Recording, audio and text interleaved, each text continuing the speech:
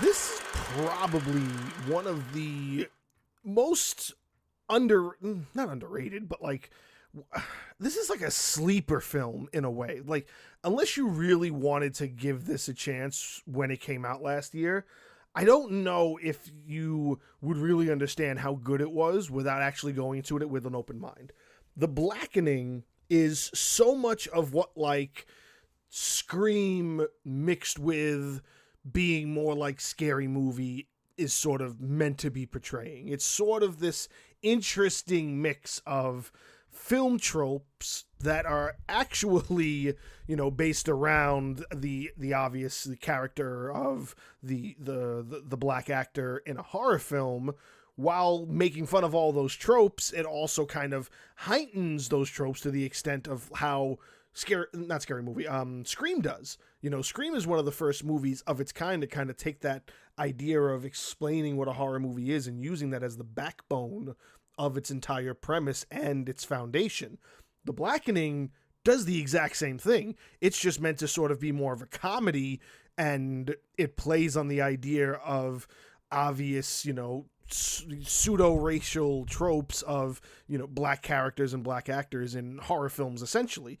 And it's extremely entertaining. I really enjoyed it from start to finish, and I'm really upset that it's not more successful. With a budget of like 5 million, it only made like 17 million in the box office. That's a little upsetting. I do see that the critic response though was really high, which is nice. I'm hoping they do a sequel to it. I think it deserves one. It came out June 16th, which is obviously Juneteenth, so there's another trope. And if they wanted to do a sequel, I think the best thing to do would be to do it on Juneteenth of the next year. I feel like following that pattern, almost like if they were able to follow the pattern of coming out with a Friday the 13th on Friday the 13th every year, I think that would be perfect as well. But they can't always do that. They can't always make that work. But if they can do that here, I think that's a nice little piece of movie trivia or a little movie detail for this film moving forward. So the stereotypes it kind of revolves around, like I said, is just the idea of what the known horror film tropes are for the black characters in most horror films for at least the last 30 years. So what's the premise of the film? These 8 friends, 6, 8, there's 2 that are already there, and then I think 6 show up. So these 8 friends are meant to all meet up at this cabin in the woods to celebrate Juneteenth. They get like an Airbnb, and they are planning to throw this huge party. And then what happens is they go to the game room to kind of pick out games to play, and they find this board game. And on the very center of this board game, sort of like Trouble or like Life, there's this little character that basically looks like it has the resemblance of the Jim Crow blackface with the big thick red lips and how it's really dark with wide eyes. That's dead center on this board. And essentially the board is kind of this vessel, so to speak, for the people who are kind of meant to torture the guests of the house to kind of tell them they have to play this board game. And essentially what the board game entails is them answering a bunch of questions regarding, pop culture and how it has this sort of, lack of any sort of ethnic background to it. Like one of the questions is how many black actors have been on Friends. We all know that's an obvious joke on the show, and it's been around for years, this idea that Friends was really predominantly white and had very few ethnic characters ever incorporated into the story whatsoever. People still like Friends, and people make fun of it for that, and this movie kind of plays on that as well as other things within pop culture and film and television history. So, of course, you have this couple who's there first. They obviously fail the game, and they're the first ones to get murdered. And so everybody else starts showing up. They start introducing the characters. Some obvious tropes here. The couple who isn't supposed to be together but is together. The really weird friend who they kind of knew from high school, but he's kind of nerdy and they don't really like him. All these kind of tropes are there. They all go into the house, start partying. Eventually, they start asking questions. Where are these guys? They were supposed to be here already.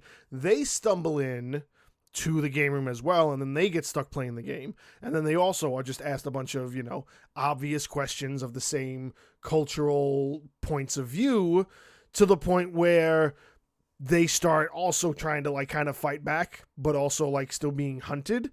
and the person hunting them wears like this creepy dominatrix style leather mask with a lot of like zippers. It's very weird to look at, and he's like is trying to kill them with a crossbow. There are some, moments that are meant to be, jokingly frightening, but they're really not if you're sort of expecting things to happen. Arrows come shooting out of pure darkness, nobody wanting to go down the really, really dark stairwell, none of that. What I do like the most about it is once they kind of learn that they're being hunted, all of the necessary choices that are made moving forward kind of leads to them all sort of doing the same things you expect in a horror film, but what I love the most is nobody really dies. They all essentially survive except for the couple at the beginning, and they all kind of go through this path of trying to figure out how to sort of beat these guys that are hunting them, and eventually they learn that there's more than one of them, and of course they all turn out to be white, and they all turn out to be racist and just hicks that live in the area, and that's what they do. They rent out this Airbnb and they hunt the people just so happen to be black, and they murder them because that's what they do. They're psychopaths. But the even weirder thing is that they're controlled by the nerdy guy. That was a really interesting twist to it, because essentially what the whole premise of his reasoning behind why he's doing this to all his quote-unquote friends is that they always made fun of him for not being black enough. So he created this idea of challenging people, challenging the people he was surrounded by to prove if they were black enough, because that's really what the premise of the creepy board game is, to prove your level of blackness in a way. And so he decides that he's fed up with people not believing, not believing, but like making fun of him for not appearing to be, black enough for them in their circle of friends. And that's why he goes on this killing spree of all of these people.